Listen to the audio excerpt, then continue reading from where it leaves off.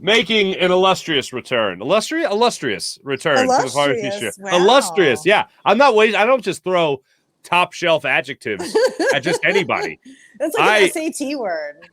I wait for my dear friends like yourself, Natalie Egenolf, joining us. What's up, Natalie?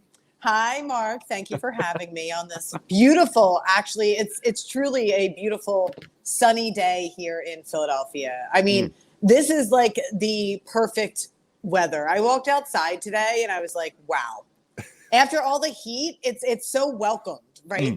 It's crisp, the sky is blue, it's beautiful. Now, can you tell can you tell I like moderate temperatures and that like I kind of hate the heat? Yeah, well, it's your Norwegian Irish heritage that is just like give me a little bit of fog and like a constant fall temperature, and I'm good. That's all I really need. You know what? I could use a couple more rainy days thrown in here and there. We haven't really had enough this summer, which I think we could use a couple more. Not too much, but like a nice rainy day, like you said, like a mist, maybe like a mist. I'm looking forward to the October mists when it's like spooky season. Now most ladies, they like to flourish in the fall, but you, that is your happy place. That is your happy season. You love the fall. If I could somehow put an Irish pub on a fjord, and you would just walk out to the fjord outside the Irish pub, that would be the happiest you'd ever. And there'd be Frank Sinatra playing. That would be your happiest place ever. Look, I would. That sounds amazing. Sign me up. I would need nothing else. Nothing else. Maybe like some pierogies if we could import those. I need to do this because I did not know this, and we may have mentioned this before. Yeah. But okay, so for those that might have never heard you and I on together, like you've been on my show before when we were in the radio business, we were on the radio plenty together. We hosted events and all that stuff. But I didn't know that you have what's called a lithograph of Frank Sinatra. You just before I hit record, you showed me the lithograph. Can we see it? Can you show the fine people? Let me go get the lithograph. Hang on 1 second. Okay. Don't mind my background. I'm organizing. You're just moving into a new place. You're good. Into a new place. Hang on 1 second. Okay. All right. So for the people on the podcast, Natalie has a lithograph of Frank Sinatra. A lithograph is many pictures, like stenciled, of Frank Sinatra, or really of any subject, on a piece of paper, and it's framed, and it's amazing. And I didn't know Natalie had this. I heard she had gotten it, but I'd never seen it. And now she's about to show it to the fine people. That's you. And for people on the podcast, you can later go back on YouTube and look at this. Okay. But Natalie is back with us now. All go ahead. Let's see your lithograph of Frank Sinatra. Okay. So this is a lithograph of Frank Sinatra that was, what is the term, bequeathed? Somebody left it to you. My Aunt Anna, who actually passed in February of this year, the matriarch of my family, God rest her soul, wonderful woman. You want to talk about an OG Philly girl? Let me just tell you, before I tell you, this is what she left to me, and I'll tell you, this is the best part of it.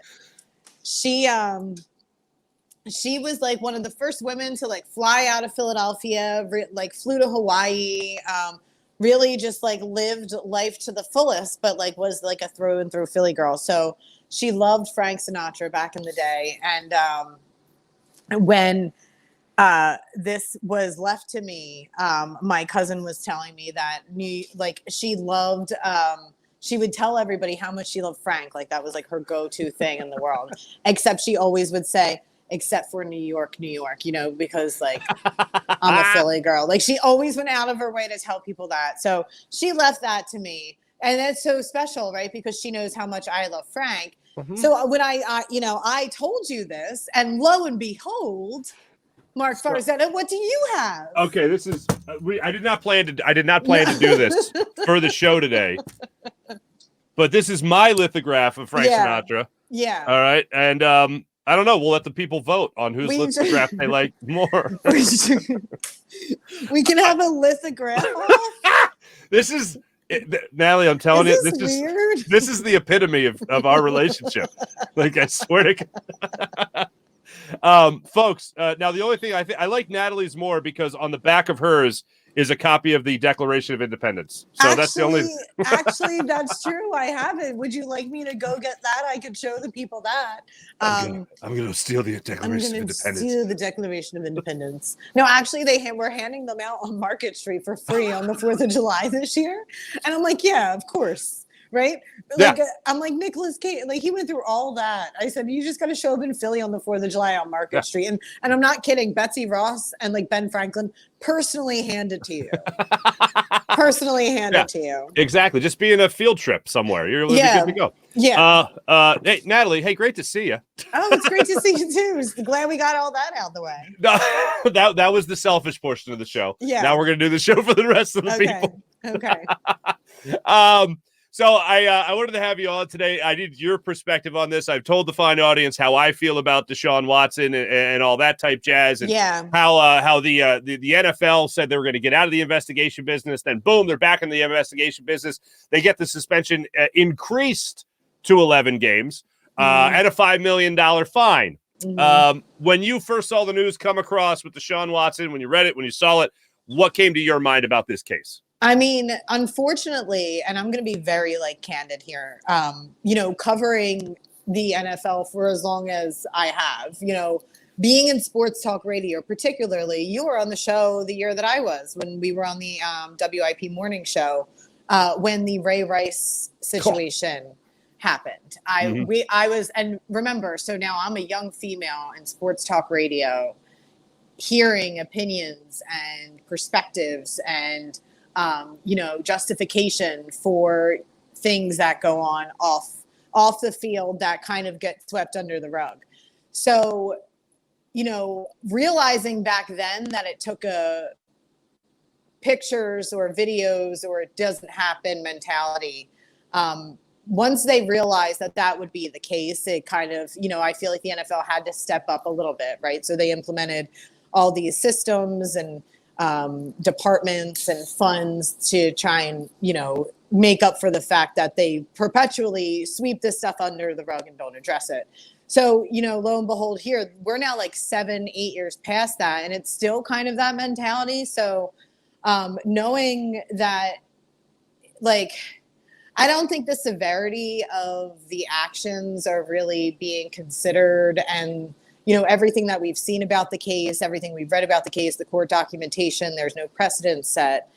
So how do you judge a nonviolent sexual crime and nonviolent and all this stuff? And it's it's hard for me right now to kind of come to terms with the fact that they're still trying to rationalize a lot of this stuff away without actually addressing the issue at hand. So when I saw, the 11-game suspension, the $5 million fine, and then it said end counseling. And I'm thinking, end counseling, shouldn't that kind of maybe they should lead with that in addressing that, look, if we're going to still pretend to look the other way and try and justify why we look past these things or try and sweep them under the rug so they don't seem as bad, and why we, try and, instead of pretending they could actually act like they care. Do you know what I mean? And saying we're going to address this head on.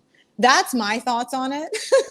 And again, it as a young female who has been a diehard fan of the NFL, who's covered teams, this is what needs to happen now. It's kind of, we can think whatever we want about the suspension and about the fine, and we can, debate whether or not that's enough. But it's okay, the NFL, it doesn't matter if it's enough. We can argue about that till the cows come home. It's are they actually going to address the issue head on and kind of take a no tolerance stance? And it's if they are going to accept players who perhaps exhibit that type of behavior into their league, then they need to feel and be accountable for that, I think. See, the counseling idea, I wouldn't have thought of, because my mind immediately goes to just overall punishment.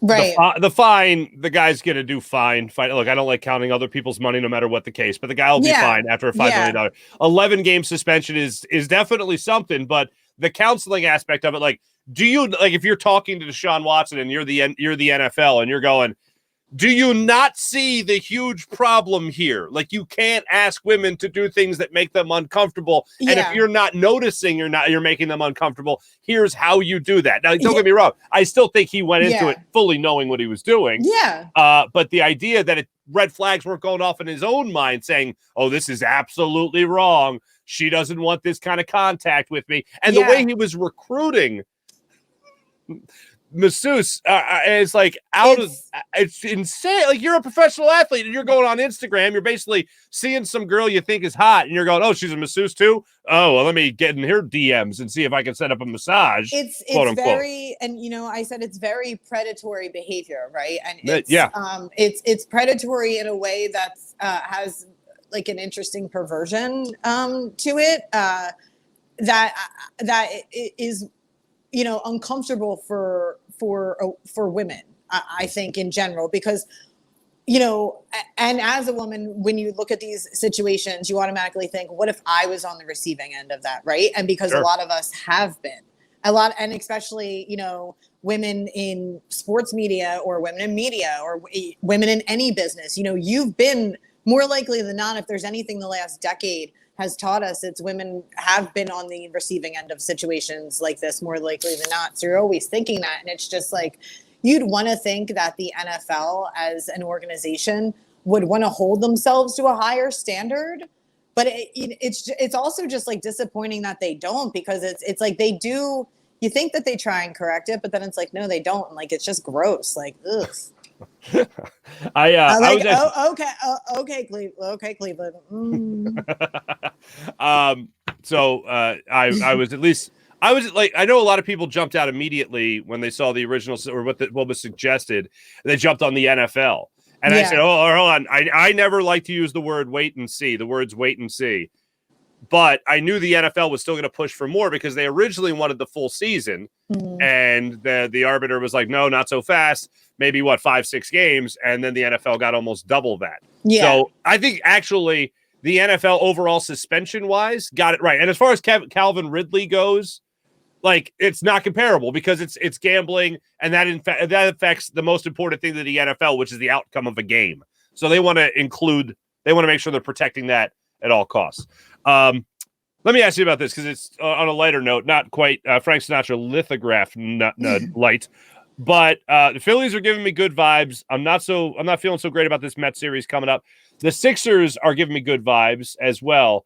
The Flyers, I like John Tortorella, but that's a ways away, it feels like. Yeah. But when it comes to, let's just talk about this Mets series here with the Phillies. Kyle Schwarber should be coming back in this lineup by the time we air this today, Friday morning. Or Friday evening, he should be back in the lineup. Bryce Harper should be back. How excited are you? Because it looks like, first off, are you confident this Phillies team will make the playoffs? And how excited are you to talk about October baseball again in South Philly? Well, what's funny, Mark, is that I feel like every time, and I came on your show and started ranting and raving about the weather, and every time it's because it's starting. August is starting to creep in, right? It's late August. We're rounding that corner. And again, September is like my personal New Year. I just love the fall. September 1st, Happy New Year's to everybody who celebrates September New Year. Yes. There's a bunch of us. But a lot of the reason is because some of my greatest memories in life are October baseball, September and October Phillies baseball. So it's like you got that like crisp in the air and you're like, you just yearn for it, right? So I feel like at this time of year, any year, I'm always talking myself into why they can do it.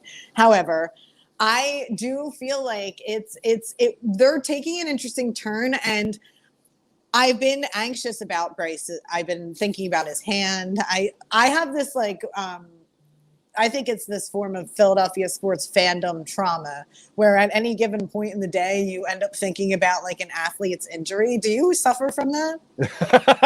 I do, especially when I see them start to get in the batting cage or at the foul line and shoot around, skate around on the ice, whatever it might be. I feel like I'll be like in line at Starbucks and I'll just be like minding my own business. And then like, I'll be like, oh, I wonder how Bryce's hand is doing. Right. Like this is like a month ago. And then, so oh my goodness, I'm excited. I can't wait for him to come back. I can't wait to see what they do. And I'm in. What will you be happy with? It's a 4-game series, doubleheader on Saturday. What will you be happy with, and overall, what are you expecting in this series at home? 4 games against the Mets. Oh boy, 4 games. They're gonna win 1. They're gonna win 2. They're gonna split. I think they're gonna split. All right, they're gonna split. I think they're gonna split. All right, I'll take. Yeah, I think they're gonna split. I'll take it. All right. I'll take that optimism. Let's go back to football. Well, actually, the Sixers schedule came out. 23 primetime games for the 76ers. That certainly tells me that or nationally televised games, I should say, nationally televised games. That tells me the league trusts Joel Embiid, Doc Rivers, the entire Sixers organization to put a winner on the court. Not just the Celtics, not just the Bucks, but a winner on the court. What do you feel about the Sixers? I feel like we do this every year where we're always like, well, if national TV believes in us, but no, because I'm in too. I'm like Christmas Day, Christmas against the Knicks. I'm like, we're going to the championship. No, I'm really, really, really excited about the Sixers. Joel getting hurt is the essence of my soul and what crushes it. So when that happened, and this is why I think I have obtrusive thoughts about player injuries, it's, I knew that we still weren't enough, right? And people are like, well, we added Harden, and it's like, okay, but like essentially it's a new team all over again. So, and making the adjustments and Doc's bench and all the other same issues that we have kind of seen play out in prior seasons with the Sixers. It's a lot of repetitive issues. And I think it's a testament to the fact that, by the end of the season, it is a pieced together team. Mm-hmm. Think about it. There's moves that are made where we think it's going to be that like last ditch guy or that last ditch effort that's going to really propel them, but it's not. And I think that whatever happens, whether it's, Maxey gets moved, unfortunately, if they get somebody like KD, I mean, it's going to be one of those things where I feel like it'll be enough if it's early enough.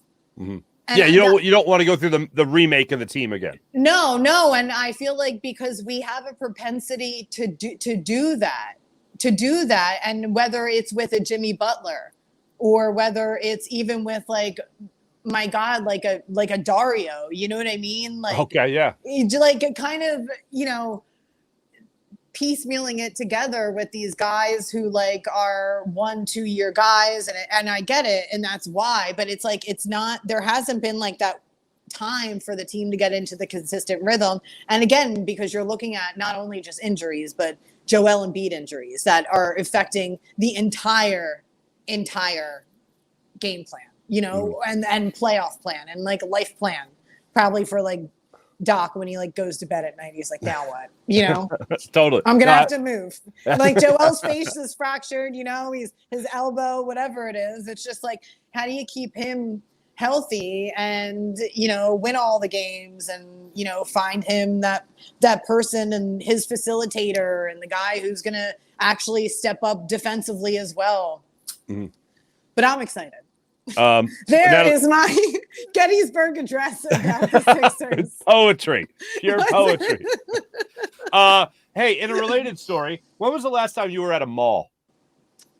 Actually, I stopped in Cherry Hill recently. Did you? I did. For what? I think I was driving by and I wanted to run into H&M. Yeah. Yeah, don't you ever do that? No. I had to go I was telling the story yesterday. I went to Plymouth Meeting Mall. Maybe because girls do. But do the ladies still? I just thought you guys do everything on Amazon and online shopping nowadays. Well, no, I do, but like I like to go in and look for clothes and kind of feel them and try them on. I love shopping. You went shopping with me. We went to the mall together. That is wow. That is in the Wayback Machine. Yes, we did. What were we? We were just taking. Yeah. something for like Wing Bowl. I feel like we were in between gigs and we went to the mall. No, we killed like 2 hours. We had to host 2 events and we had to kill 2 hours. No, I remember. Oh my God. That we weren't in Franklin, no, whatever it is now, Ben Franklin Mills Mall or whatever the hell it is. No, we were in Jersey. Oh, okay. Yeah, okay. We were definitely in a Jersey mall, I think. Wow, Wayback Machine. All right. Well, I know one rant I have to ask you about. The old school hat there. Philadelphia Athletics, no? Yes. Okay. All right. Yes. So this hat today, actually, and this is why I'm optimistic about the teams. This hat saved me from getting pooped on by a bird today. True story. I went to go get a cup of coffee and I was sitting outside waiting for the coffee and I felt a kerplunk. So I took the hat off and I looked and there was a little bit there. They brought me club soda in a rag, so then it dried off. But very nice. But I haven't worn a hat in a while because of the heat. Right. And now look. There you go. Well, I'm glad that hat leaned into one and took one for the team quite literally. Yes. Natalie, always great catching up with you. I'll let you go back to enjoying your Frank Sinatra lithograph and all sorts of fun stuff. Fun catching up with you, Mark. Fun catching up with you as always. The great Natalie Egenolf joining us. Mwah.